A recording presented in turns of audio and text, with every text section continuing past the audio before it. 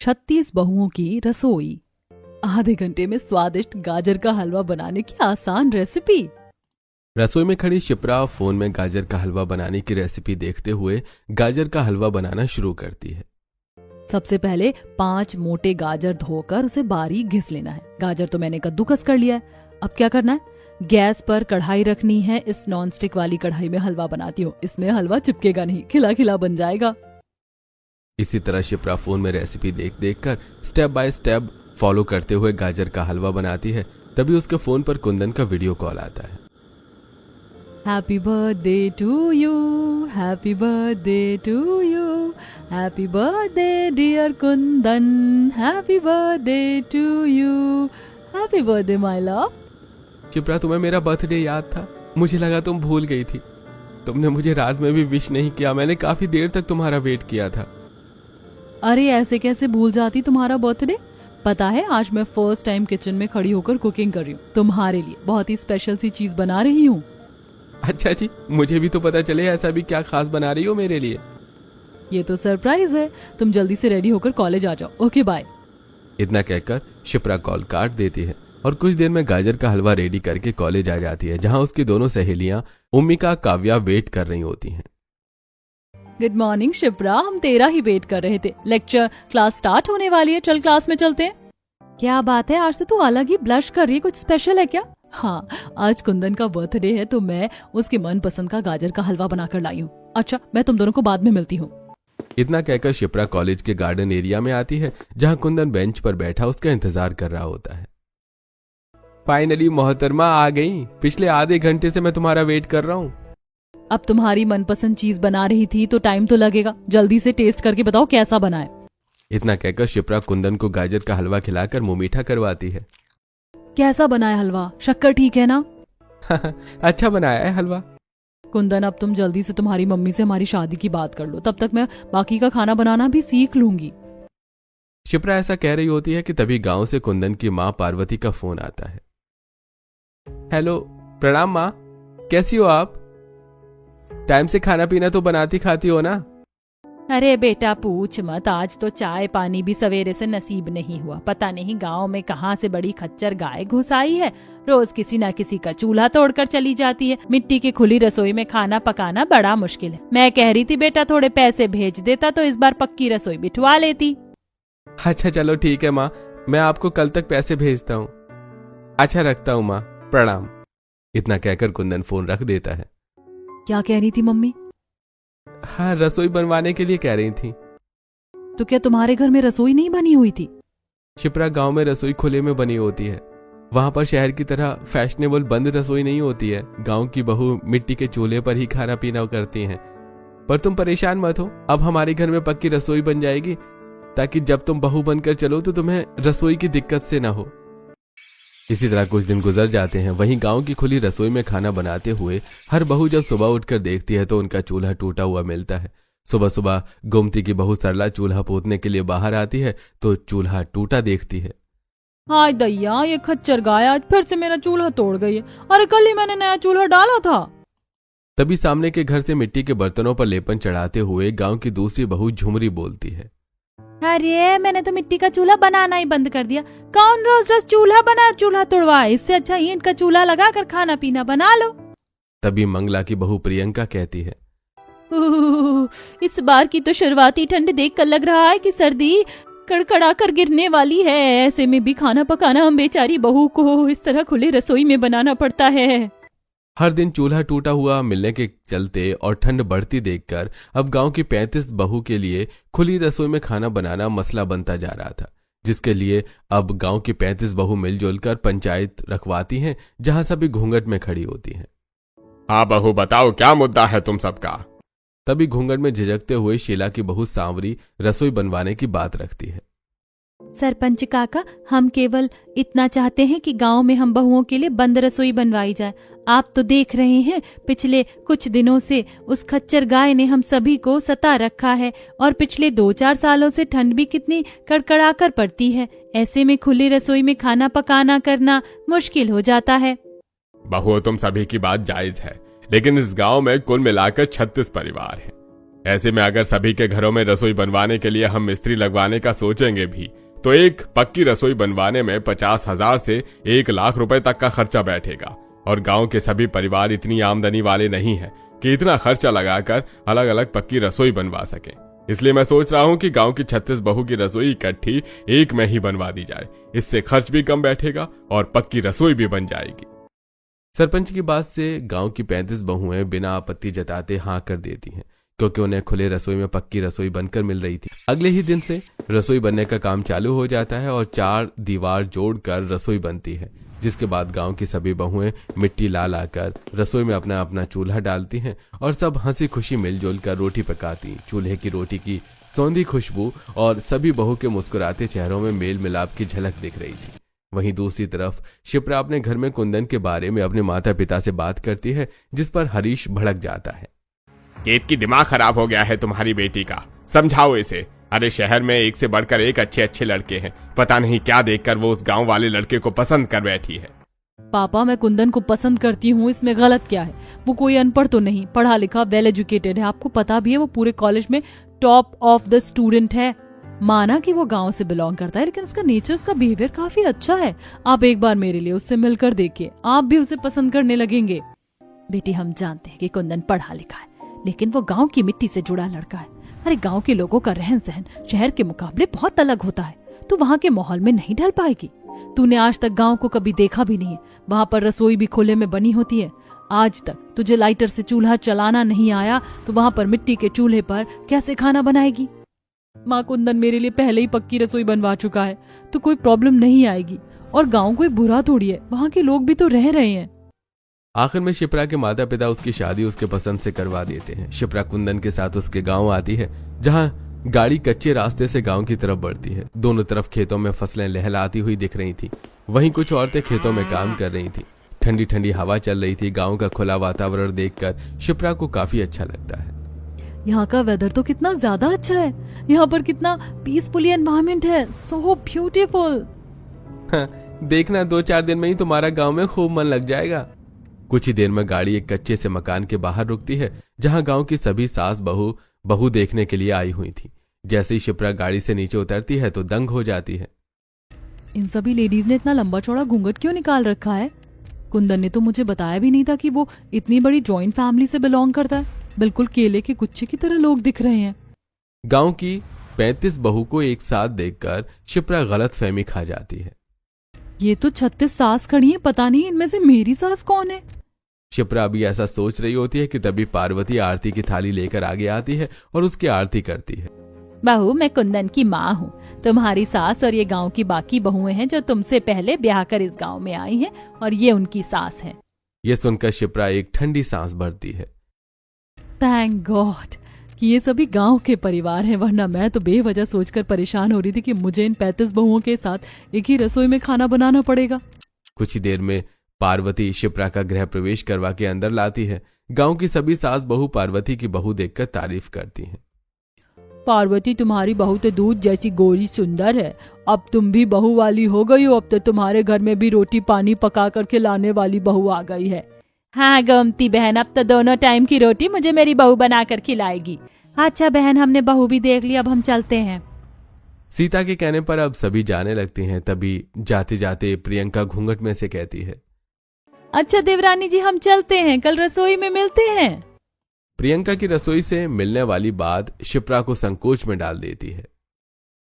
ये ऐसा क्यों बोल कर गई कि रसोई में मिलते हैं, जैसे कि 36 की 36 बहुएं एक रसोई में खाना बनाएंगी। इसी तरह से अगला दिन शुरू होता है। शिप्रा ठंड में जल्दी सुबह उठकर घर साफ सुथरा करके नहा धो लेती है। हे भगवान, बगैर गीजर की ठंडे ठंडे पानी में नहाने में मेरी तो बर्फ ही जम गई। फटाफट से जाकर गर्मा गर्म चाय बनाकर पी लेती हूँ, शरीर में थोड़ी गर्माहट आएगी। शिप्रा चाय बनाने के लिए घर में रसोई देखने लगती है, लेकिन ना तो उसे चूल्हा मिलता है और ना ही रसोई नजर आती है। पूरा कमरा, घर, आंगन, हर जगह छान मार लिया, लेकिन रसोई चूल्हा कहीं पर भी नहीं दिख रहा। कहीं मेरा ससुराल बिना रसोई का तो नहीं है?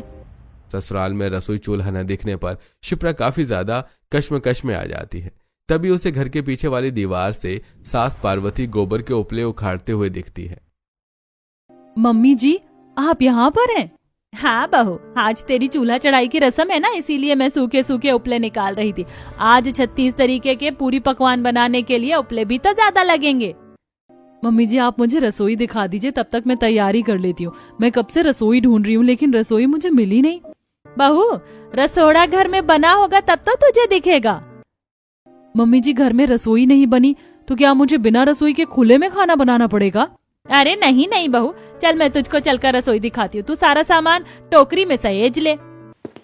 पार्वती के बोलने पर शिप्रा खाना पकाने का सारा सामान, आटा, दाल, शक्कर, बर्तन, तेल, मसाले, माचिस सब कुछ लेकर गांव के बीचों बीच बनी बड़ी सी रसोई में लाती है, जहां सभी बहू ने अपने अपने परिवार के हिसाब से चूल्हे बना रखे थे।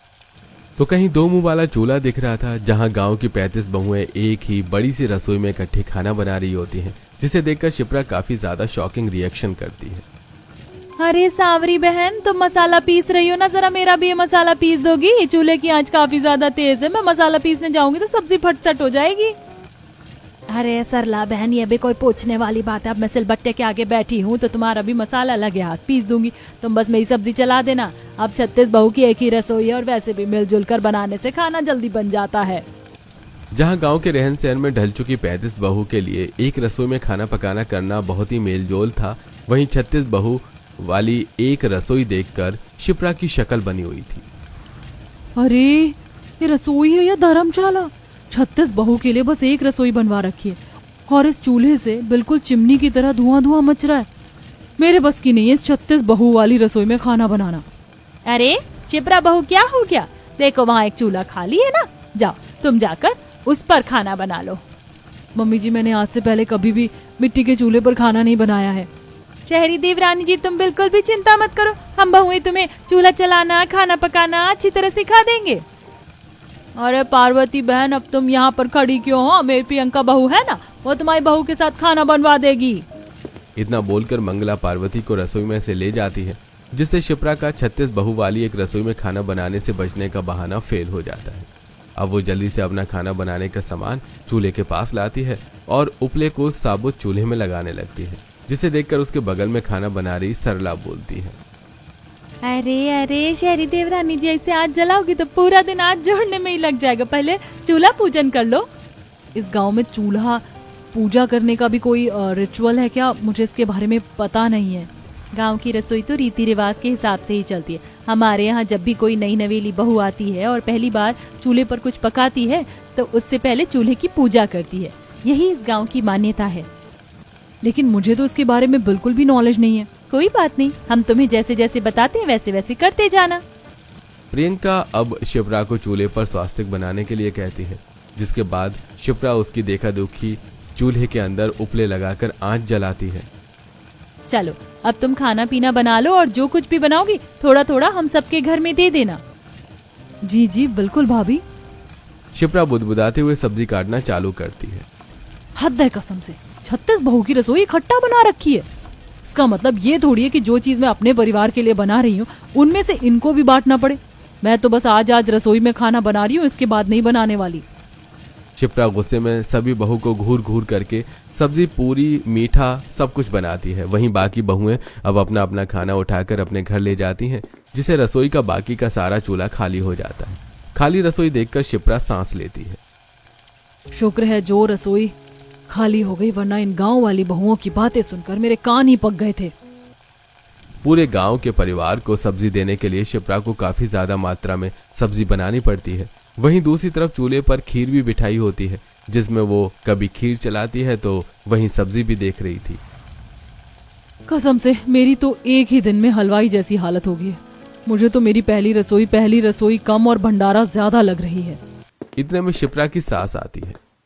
शिप्रा बहू, सब्जी और मीठा बना दिया तो जल्दी से दे दो, सभी लोगों के घर देकर आना है। जी जी बस मम्मी जी, शक्कर डालना है, मीठा और सब्जी दोनों तैयार ही हैं। जल्दबाजी के चक्कर में शिप्रा गलती से खीर में नमक भर देती है। कुछ देर में पार्वती सभी के घर सब्जी, मीठा देकर आती है। बाकी का बचा हुआ खाना उठाकर शिप्रा घर में ले जाती है। मैंने इतने शौक से अपने परिवार के लिए सब्जी, खीर सब कुछ बनाया था। मम्मी जी ने भर भर कटोरी सबके घर में दे दिया। अब 2 लोगों के लिए खीर और सब्जी बची है, मैं कैसे खाऊंगी? कोई बात नहीं, तुम मेरे हिस्से की खा लेना। अरे गुस्सा मत करो, ये गांव है और हमारा गांव के सभी घर परिवार से खान पान चलता है। जिनके घर से हम खाते हैं उनको देना भी तो पड़ेगा ना। तो क्या जरूरत है खाने पीने की लेन देन रखने की? अरे 36 बहुओं की एक रसोई बनवा रखी है, सभी अपने परिवार को बनाकर खिला सकती हैं। शिप्रा के अंदर कटाव भरा आचरण देखकर कुंदन को काफी खराब सा लगता है।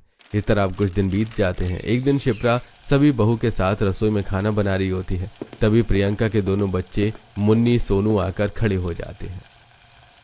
आंटी आंटी, आप पनीर की सब्जी बना रही हो? पनीर की सब्जी मुझे बहुत पसंद है, मुझको भी थोड़ी दे देना। मुन्नी मुन्नी देख, अभी तो आंटी पूरी भी बनाएंगी, आंटी हमको भी पूरी दे देना। रसोई में बाकी सभी बहू को मौजूद खाना बनाते देखकर शिप्रा नॉर्मल होकर दिखाती है। हाँ हाँ बच्चों, क्यों नहीं, तुम लोग खा लेना सब्जी पूरी, मैंने एक्स्ट्रा बना रखी है। पता नहीं कैसे बच्चे, बिल्कुल भी मैनर्स नहीं सिखा रखा है। जब देखो कुछ भी अच्छा बनाओ तो झांकने के लिए चले आते हैं। इस 36 बहू वाली रसोई में इंसान बगैर दिए कुछ बनाकर खा भी नहीं सकता है। शिप्रा बड़ी ही कंजूसी से प्रियंका के दोनों बच्चों के मांगने पर थोड़ी सी सब्जी और पूरी 2 दे देती है। प्रियंका भाभी, ये बच्चों के लिए सब्जी पूरी है, मैंने अपने परिवार के हिसाब से लिमिटेड खाना बनाया था, इसीलिए 2 दे रही हूँ। शिप्रा का स्वभाव प्रियंका को काफी ज्यादा असहज लगता है, लेकिन वो मुस्कुराकर कहती है, अरे कोई बात नहीं शिप्रा, इतना ही बहुत है। वैसे मैंने कढ़ाई भरकर आलू दम बना रखा है, अगर सब्जी कम लगे तो मुझसे ले लो। नहीं नहीं, रहने दीजिए, आलू दम तो मम्मी जी और कुंदन जी दोनों में से कोई नहीं खाता। अच्छा मैं चलती हूँ, वरना पूरियां ठंडी हो जाएंगी। कुछ देर में शिप्रा घर आकर अपने सास और पति को खाना डाल रही होती है। तभी गांव के सरपंच और एक आदमी खाने के वक्त उनके घर में आ जाता है। अरे पार्वती बहन, कुंदन घर में है क्या? अरे आइए ना सरपंच काका, आइए खाना खाकर जाइएगा। अरे नहीं नहीं, बस तुम खाओ। अरे बहू, सरपंच जी की थाली लगा दो। जी माँ जी। अंदर ही अंदर शिप्रा का मुंह बन जाता है, लेकिन वो सबके आगे मना नहीं कर पाती। अब जल्दी से चटाई बिछाकर वो सरपंच और उसके साथ आए आदमी को खाना देती है। क्या बात है, खाना तो बहुत ही बढ़िया स्वाद का बनाती है तुम्हारी शहरी बहू पार्वती बहन। एकदम खस्ता पूरियां बनाई है तुम्हारी बहू ने। और सरपंच जी, ये पनीर तो खाइए, एकदम बढ़िया बनी है। हाँ हाँ, जैसे कि यहाँ तो धर्मशाला खुला है, जो कोई भी आए जाए उन्हें खाना खिलाना ही पड़ता है। एक तो 36 बहू वाली रसोई में मैं घुन की तरह पिसकर खाना पकाऊं और ढंग से खाने को भी नहीं मिलता। सरपंच और उसके साथ आए आदमी के खाना खाकर जाने के बाद शिप्रा अपने पति से कलेश कर देती है। शिप्रा, तुम भी अपनी थाली लगा लो। खाना बचा होगा तब तो मैं खाऊंगी। आप लोगों को पूछना तो होता नहीं है, जो भी घर में आ जाता है आप लोग खाने के लिए पूछ लेते हो, जैसे उनके घर में खाना बनाने वाली बहू नहीं है। शिप्रा की खाना खत्म हो जाने के पीछे कुरकुराहट पर आचरण देखकर पार्वती अपनी थाली उसके आगे कर देती है। बहू, ये गांव है, तुम्हारा शहर नहीं।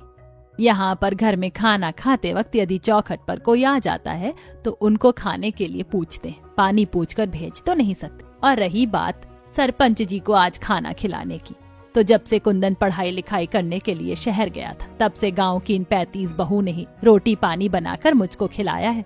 मुझे कभी भी उन्होंने महसूस नहीं होने दिया कि वो मेरी बहू नहीं है। इसीलिए खाली अपना लेकर नहीं चलते। हम जहाँ रहते हैं वहाँ के लोगों से बनाकर और जोड़कर रखना पड़ता है। मम्मी जी, आप लोगों को बनाकर जोड़कर रखना है तो रखिए, मैंने मना नहीं किया, लेकिन अब मुझसे 36 बहू वाली रसोई में खाना नहीं बनेगा। मैं अपने घर में ही खाना बनाऊंगी। कुंदन, तुम मेरे लिए गैस चूल्हा खरीद कर ला दो, या मुझे खुली रसोई में खाना बनाना मंजूर है, लेकिन मुझे उन गांव की 35 बहू के साथ खाना नहीं बनाना।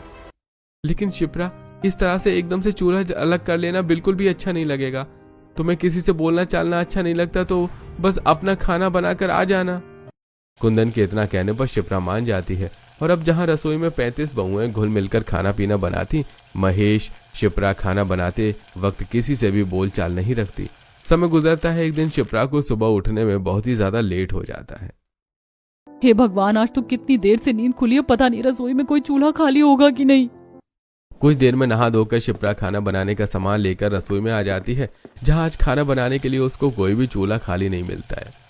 तभी वो अपने चूल्हे पर सीता और उसकी बहू झुमरी को खाना बनाते देखकर आग बबूला होकर आती है। चलो जल्दी से अपना खाना बनाने का सामान साइड करो, ये चूल्हा मेरा है और इस पर मैं खाना बनाती हूँ। शिप्रा को दमन चलाते देखकर झुमरी की बौहें चढ़ जाती हैं। क्यों, इस चूल्हे पर क्या तुम्हारा नाम लिखा है कि इस पर केवल तुम खाना बनाओगी? अरे कोई बात नहीं झुमरी बहू, एक चूल्हा खाली कर दे, बगल में बैठकर शिप्रा बहू भी खाना बना लेगी। एक चूल्हा नहीं, मुझे दोनों का दोनों चूल्हा खाली चाहिए, मुझे लेट हो रहा है। हाँ तो जल्दी खाना बनाने के लिए जल्दी उठना चाहिए था। एक तो खाना बनाकर तुम चूल्हे में राख भरी छोड़ देती हो और कभी चूल्हा भी नहीं पोतती हो। रोज सवेरे सवेरे मैं ठंड में चूल्हा पोतती हूँ, इसीलिए पहले मुझको खाना पका लेने दो, तब तक प्रतीक्षा करो। देखते देखते दोनों के बीच तू मैं चालू हो जाती है और 36 बहू वाली रसोई में गर्मा गर्मी भरा माहौल हो जाता है। तभी सबकी सास भी आ जाती है तो मंगला बोलती है, अरे अरे क्या हो गया, किस बात का लेकर तुम बहू ने रसोई को अखाड़ा बना रखा है? अरे माँ जी, इस पार्वती काकी की बहू ने हम सभी बहू की नाक में दम करके रख दिया। जब देखो ऐसे बनकर दिखाती है जैसे कि रसोई इसकी अकेले की हो। 36 बहू को एक ही रसोई में खाना पीना करना है तो थोड़ा समझ कर चलना पड़ेगा इसे भी। अरे मैं तुम लोगों से मतलब नहीं रखना चाहती हूँ, लेकिन तुम लोगों को मेरे चूल्हे और रसोई में झांके बिना रहा नहीं जाता। जब भी कुछ अच्छा बनाऊं मुंह उठाकर मांगने चली आती हो। शिप्रा, किस चीज की सब्जी बनाई है, थोड़ी देना। मेरे अंदर किसी के चूल्हे में से मांग कर खाने की आदत नहीं है। शिप्रा की ये बातें सुनकर अब गांव की सभी बहू के साथ उनके गांव को भी दुख लगता है। वहीं इस बार पार्वती का पारा चढ़ जाता है। बस शिप्रा, बहुत हो गया तुम्हारा। अरे इस तरीके से अगर तुम्हें इनको खिलाकर हंसाना ही था तो किस लिए खिलाया? बहुओं, अपनी बहू के बर्ताव के लिए मैं तुम सभी से माफी चाहती हूँ। आज के बाद ये इस रसोई में खाना नहीं बनाएगी। इतना कहते हुए पार्वती शर्मिंदगी से रसोई में से चली जाती है। वहीं अब शिप्रा घर के बाहर ही चूल्हा लगाकर खाना बनाने लगती है। एक दिन वो सब्जी बना रही होती है, तभी उसको बहुत ही तेज की स्मेल चढ़ती है और वो साइड में जाकर उल्टी करने लगती है। अरे बहू, ठीक तो है, कुछ उल्टा सीधा खान पान तो नहीं खा लिया था तूने? मम्मी जी पता नहीं कच्चा कच्चा सा हो रहा है, मैं तो सब्जी बना रही थी, एकदम से दुर्गंध आने लगी। ये सुनकर पार्वती के चेहरे पर मुस्कुराहट आ जाती है। बहू, तेरे पैर भारी है, मैं दादी बनने वाली हूँ। पार्वती की आंखों में खुशी के आंसू आ जाते हैं, मगर अब जब भी शिप्रा खाना बनाती तो उसे चूल्हे के आगे बैठा नहीं जाता, बार बार चक्कर आता, जिसे देखकर पार्वती गोमती को बुलाकर उसकी मालिश करवाती है। पार्वती, घबराने की कोई बात नहीं है, थोड़ी कमजोरी है, 2-3 महीने शुरुआत के देखभाल करने की जरूरत है। ज्यादा देर तक चूल्हे के आगे बैठने मत देना, मैंने अभी मालिश कर दिया, थोड़ा अच्छा लगेगा। इतना कहकर गोमती चली जाती है, लेकिन घर में खाना बनाने वाला कोई न होने के चलते शिप्रा खुद ही खाना बनाती है और इस बीच में उसे 36 बहू वाली रसोई की कमी भी खलती है। अभी तो सब्जी बनने में भी समय लगेगा, रोटी भी बनानी है। बेचारी दर्द पीड़ा के भी खाना पकाती है। तभी एकदम से उसे पेट में जोर से खिंचाव महसूस होता है और सब्जी चलाते हुए कढ़ाई चूल्हे पर से गिरने वाली होती है। तभी प्रियंका आ जाती है। अरे शिप्रा, तुम ठीक तो हो? पार्वती काकी, जल्दी बाहर आओ। अरे ये क्या हुआ बहू? कुंदन शिप्रा को उठाकर घर में ले जाता है। कुछ ही दिन में गांव की बाकी बहुएं भी उसे देखने के लिए आ जाती हैं। सब एक परिवार की तरह उसके पास मौजूद थीं। शिप्रा, तुम ठीक तो हो? अरे जब शरीर नहीं चल रहा तो क्यों जबरदस्ती खाना बना रही हो? अरे जहाँ हम बहू अपने परिवार को बना कर खिला रही है, 2 टाइम का खाना पानी तुम्हारे घर में भी बना कर दे जाएंगे। सरला को अपने परिवार के खाने पीने की जिम्मेदारी उठाते देखकर शिप्रा अपने पिछले खुदगर्ज स्वभाव के लिए काफी ज्यादा अफसोस रखाती है। वहीं अब गांव की 35 बहुओं में से रोज ही कोई अपने चूल्हे में से खाना बनाकर उसके घर दे जाती है। इसी तरह 2-3 महीने गुजर जाते हैं। वहीं जब केतकी को 36 बहू वाली रसोई के बारे में पता चलता है तो वो अपनी बेटी को कॉल करती है। शिप्रा, मेरी बच्ची कैसी है तू? मैं और तेरे पापा तुझको लेने के लिए आ रहे। तुझको कोई जरूरत नहीं है उस 36 बहू वाली रसोई में खाना बनाकर सबको खिलाने की। हम तुझे अपने पास रखेंगे। नहीं माँ, आप और पापा मत आना, मैं यहाँ बहुत ही सुखी से हूँ। रही बात 36 बहू वाली रसोई की, तो उन लोगों ने सगी बहन से बढ़कर मेरी देखभाल और ख्याल रखा है। मैं खुश हूँ। धीरे धीरे शिप्रा पूरे मन से 36 बहू वाली रसोई में घुल मिल जाती है और अब उसका मन भी लग जाता है। सभी जब भी कुछ खास बनाती तो एक दूसरे के परिवार में थोड़े में थोड़ा जरूर दिया करती।